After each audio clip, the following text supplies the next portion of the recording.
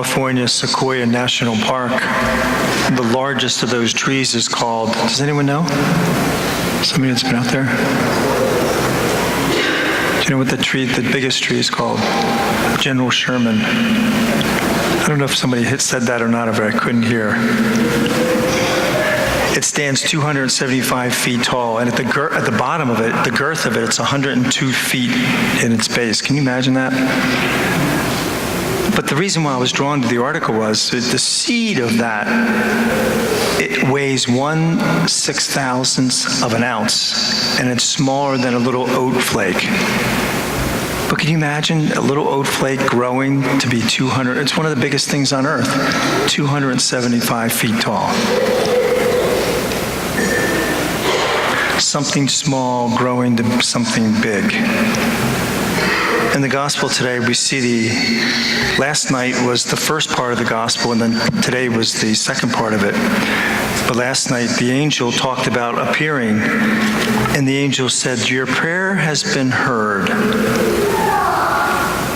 I always get a kick out of it, though, because they were talking about,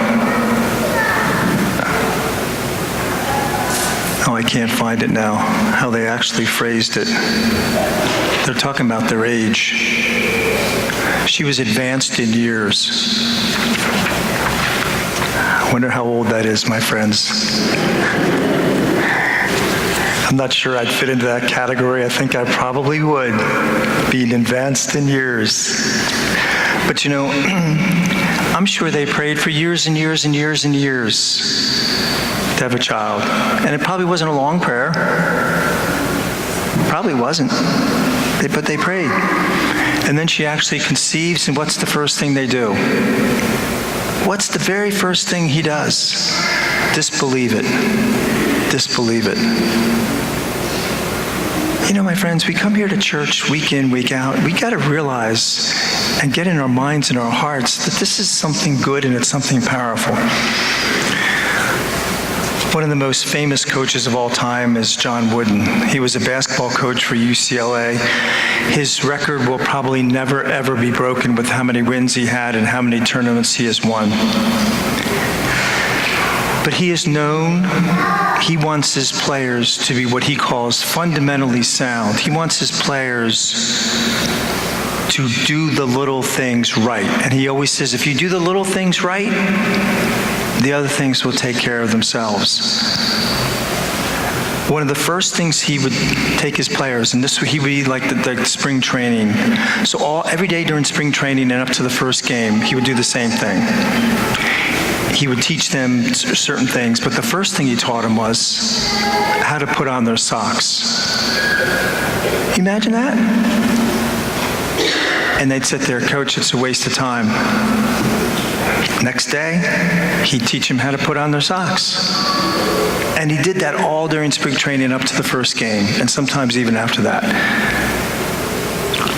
And then he would teach them other things. But he wanted his players, because one of his players didn't put his socks right, and there was a crease there, and he wasn't able to play in a very important game because he developed this severe blister and affected his playing. And he said, there's no reason for that. He said, you put on your pair of socks in a right way. You know, my friends, if we spend a little time in the morning before we go to work, it changes a whole day. It changes our entire day. Come in here once a week, 1 hour. 1 hour can change your perspective for the entire week. Saying grace before meals, simple little thing. It takes 20 seconds, if that, can change the dynamic of the meal. Little things, my friends. And it's funny, all three of those things are dismissed in our society today. All three of them. Just like Coach Wooden, he's crazy. Yeah, he is crazy, but he's the greatest coach that ever walked the earth. It's crazy to do those prayers. But they work, see? They work. The Challenger, there's a little rubber piece that fit into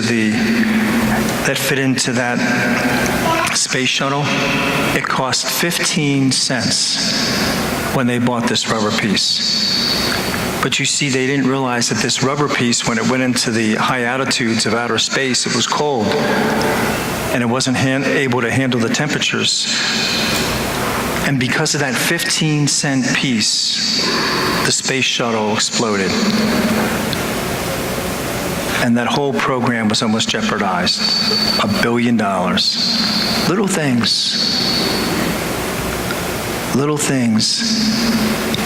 And you know, in relationships, my friends, it's those little things in relationships that make all the difference in the world, doesn't it?